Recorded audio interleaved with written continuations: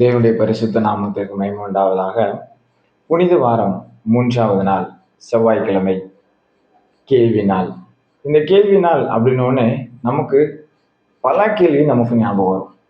இன்னைக்கு நம்ம பார்க்கக்கூடியது இயேசு கேட்ட 3 கேள்விகள். இயேசு கேட்ட 3 கேள்விகள், மூன்றும் 3 விதமான கேள்விகள். ஒருவேளை நம்முடைய வாழ்க்கையில கிறிஸ்து இந்த கேள்விகளை கேட்டால் நம்மால் பதில் சொல்ல இயலுமா? சற்று நாம் நிதானித்து பார்க்க போகிறோம்.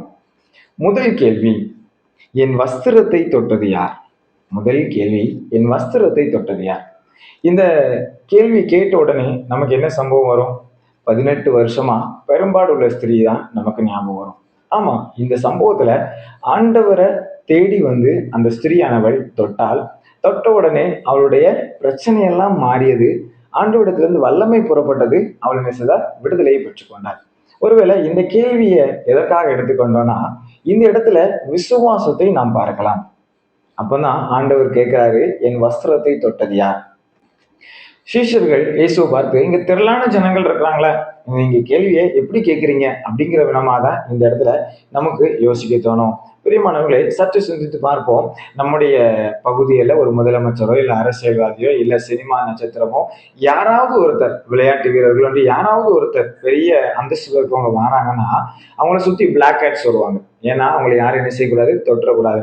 ஆனா இயேசுவை அப்படி யாருமே என்ன செய்யல, அந்த அளவிற்கு பாதுகாக்கல. ஏன்னா அதுல சொல்லப்பட்டிருக்கு, 31வது வசனத்துல சொல்லப்பட்டிருக்கு, அவருடைய சீஷர்கள் அவரை நோக்கி, திரளான ஜனங்கள் உண்மை நெருக்கி கொண்டிருக்கிறதை நீர் கண்டும் அப்படின்னு சொல்லப்பட்டிருக்கு. அப்போ நிறைய பேர் நெருங்கி போறாங்க, ஆனாலும் அதை பார்த்துட்டு இந்த கேள்வி கேட்குறீங்களே அப்படின்னு சொல்றாங்க. பிரியமானவர்களை, சற்று நிதானித்து பார்ப்போம். இந்த சம்பவத்துல அவள் தொடுகிறாள், அவளுடைய உதிரப்போக்கு நின்று போகிறது, கர்த்தர் வல்லமை அவரிடத்திலிருந்து கடந்து போவதை உணர்கிறார். சற்று நிதானத்தை பார்ப்போம். இந்த அளவிற்கு விசுவாசம் நம்ம இடத்துல காணப்படுகிறதா? முதல் கேள்வி ஆண்டவர் கேட்டது, என்னை தொட்டது யார்? ஒருவேளை நாம ஆண்டவரை தொடுற அளவுக்கு நம்மகிட்ட விசுவாசம் காணப்படுதா? சற்று நிதானத்தை பார்ப்போம். இயேசு கேட்ட 2வது கேள்வி, என்னை ஜனங்கள் யார் என்று சொல்லுகிறார்கள்?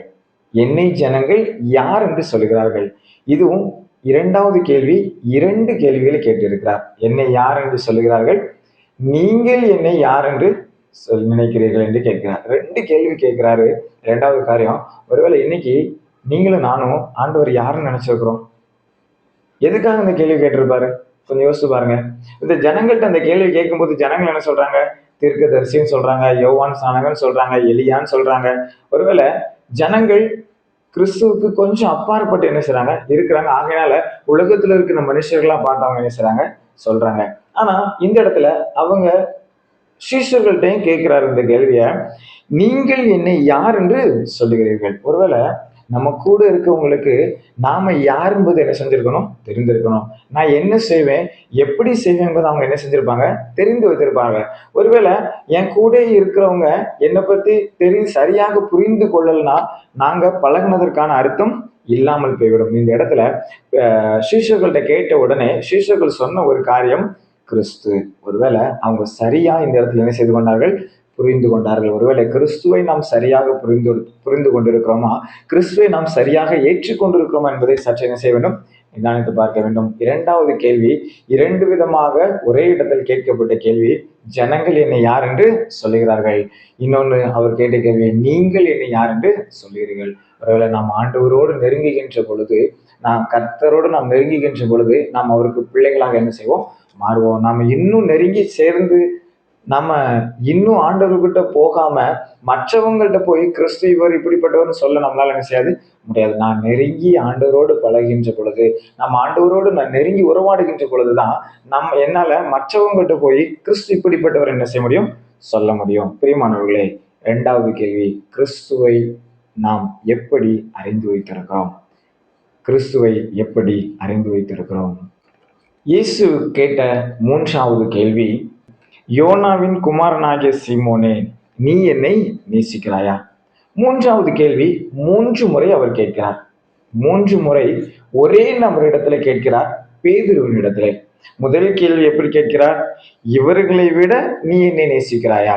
முதல் கேள்வி. அப்பொழுதுதான் ஆமாயா நான் நேசிக்கிறேன். 2வது கேள்வி, நீ என்னை நேசிக்கிறாயா? ஆமாயா நான் நேசிக்கிறேன்.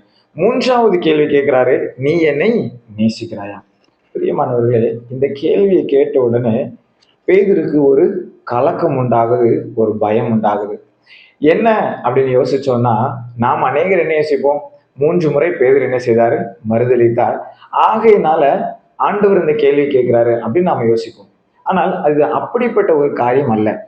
வேதம் நமக்கு அழகா கற்றுக் கொடுக்கிறது. 3வது முறை கேட்ட உடனே பேதுரு சொல்றாரு, பேதுரு துக்கப்பட்டு, ஆண்டவரே நீர் எல்லாவற்றையும் அறிந்திருக்கிறீர், நான் உம்மை நேசிக்கிறேன் என்பதையும் நீர் அறிவீர். ஒருவேளை இந்த இடத்துல அவன் துக்கப்படுவதை நாம் பார்க்கலாம். எதனால துக்கப்பட்டிருப்பாருன்னு நினைக்கிறீங்க? நல்லா யோசிச்சு பாருங்க. ஆண்டவர் தன்னுடைய உயிர்த்தெழுதலை குறித்து பேசிக் கொண்டிருக்கின்ற பொழுது, என்னை காட்டிக் கொடுப்பார்கள் என்று பேசிக் கொண்டிருக்கின்ற பொழுதும் இவன் தான் சொன்னாரு, நான் என்ன செய்வேன்? உம்மிடம் இருப்பேன். அப்ப சொல்லும்போது ஆண்டவர் சொன்னாரு, நீ என்ன செய்வ? சேவில் முன்னாடி என்ன செய்வ? மறுதலிப்பாய் அப்படின்னு என்ன செஞ்சாரு? சொன்னாரு. அதே சம்பவம் அப்படியே என்ன செய்து நடந்துச்சு. அதை இப்பொழுது அவர் நினைவு கூறுகிறார். அப்ப அதனாலதான் இவர் அழகா சொல்றாரு, நீர் எல்லாவற்றையும் என்ன செய்திருக்கு? அறிந்திருக்கிறீர். அதே சமயத்துல நான் உண்மை நேசிப்பதை என்ன செஞ்சிருக்கிறேன்? அறிந்திருக்கிறேன் அப்படின்னு சொன்ன உடனே பின்னாடி உள்ள காரியங்கள் சொல்றாரு. 19ஆம் வசனத்துல, மரணத்தினாலே அவன் தேவனை மகிமைப்படுத்த போகிறான் என்பதை குறிக்கும்படியாக இப்படி சொல்கிறார். அப்போ பேதுருடைய மரணத்தின் பொழுது கூட கிறிஸ்துவை அவன் என்ன செய்கிறான்? மகிமைப்படுத்துகின்ற சூழல் இருப்பதை ஆண்டவர் என்ன செய்கிறார்? உறுதிப்படுத்துகிறார். ஒருவேளை இன்னைக்கு ஆண்டவரை அறிந்து கொண்ட நாம், ஆண்டவர் நம்ம கிட்ட பார்த்து நீ என்னை நேசிக்கிறாயா அப்படின்னு கேட்டார்னா நாம என்ன சொல்லுவோம்? சற்று நிதானித்து பார்ப்போம்.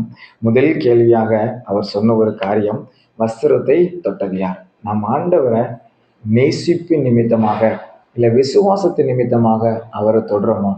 நாம் அவரை தொடுறதுனால அவர் அதை உணரக்கூடிய அளவிற்கு நாம தொடுறோமா என்பதை சற்று நிதானித்து பார்க்கணும். 2வது கேள்வி, ஆண்டவரை நாம யாருன்னு நினைக்கிறோம்? நாம ஆண்டவர் யாருன்னு எப்படி வெளியே சொல்லி கொண்டிருக்கிறோம்? ஒருவேளை நம்மை பிள்ளைகளாக தெரிந்து கொண்டால் நாம் அவரை தகப்பனாக தெரிந்து கொண்டிருக்கிறோமா? சற்று நிதானித்து பார்க்க. 3வது கேள்வி, நீ என்னை நேசிக்கிறாயா? அவர் நம்மை நேசிக்கிறார் என்பதை சிலுவையிலே தொங்கின அந்த நிமிடம் வரைக்கும் அவர் நமக்காக பரிந்து பேசுகிறார். அதை வைத்து நாம் உணர்ந்து கொள்ளலாம் அவர் நம்மை நேசிக்கிறார் என்று. ஒருவேளை நாம அவரை நேசிக்கிறோம் என்பது எப்படி உணர்ந்து கொள்ள முடியும்? முதல்ல சொன்னது போல விசுவாசத்தினால் உணர்ந்து கொள்ளலாம். 2வது, அவர் யார் என்பதை உணர்ந்து கொள்வது நிமித்தமாக அவர் என்ன செய்யலாம்? நாம் அதை தெரியப்படுத்தலாம். ஒருவேளை நீங்களும் நானும் இந்த 3 கேள்வியை ஆண்டவர் நம்மிடத்துல கேட்கும்போது நாம் என்ன செய்ய போறோம்? பதில் சொல்வதற்கு ஆயத்தமா இருக்கிறோமா? சற்று நிதானித்து பார்ப்போம், சிந்தித்து செயல்படுவோம். கர்த்தர் உங்களை ஆசீர்வதிப்பாராக. ஆமென்.